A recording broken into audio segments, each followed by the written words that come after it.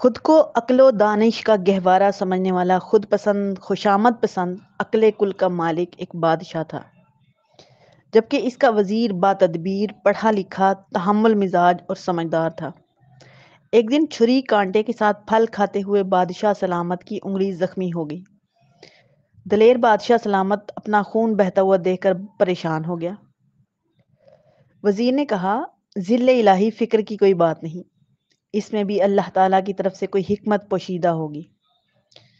نازک مزاج بادشاہ سلامت چلا اٹھے، میری انگلی کٹ گئی ہے اور اسے اس میں کوئی بہتری نظر آ رہی ہے۔ داروغہ داروغہ اسے جیل میں ڈال دو۔ وزیر کو جیل میں ڈالنے لگے تو وہ بولا، اس میں بھی میری کوئی بہتری ہوگی۔ کچھ دنوں بعد بادشاہ کی انگلی ٹھیک ہو گئی۔ وزیر ابھی تک جیل میں ہی تھا۔ بادشاہ سلامت ایک دن اکیلے ہی جنگل کی طرف نکل گئے۔ واپسی پر راستہ بھٹک گئے اور کسی دوسرے علاقے میں پہنچ گئے۔ وہاں کے وحشی لوگ بادشاہ سلامت کو پکڑ کر اپنے سردار کے پاس لے گئے۔ سردار نے کہا، اسے کمرے میں بند کر دو، ہفتے کے دن اس کی قربانی ہوگی۔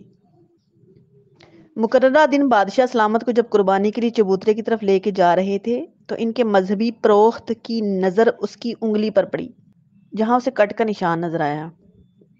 پروخت نے جنگلیوں کے سردار کو مخاطب کر کے کہا، سردار، اس کی قربانی نہیں ہو سکتی کیونکہ یہ داغی ہے۔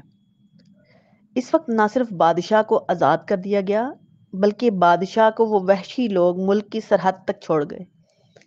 جب بادشاہ محل میں پہنچا تو اس نے فوراً وزیر باتدبیر کو رہا کر دیا اور کہنے لگا، تم ٹھیک کہتے تھے کہ انگلی کے کٹنے میں اللہ کی طرف سے کوئی حکمت پوشیدہ ہوگی۔ زخم کے اس داغ کی وجہ سے میری جان بچ گئی۔ وزیر بولا، بادشاہ سلامت، آپ کی تو جان بچی، انگلی کٹنے سے میری جان بچی۔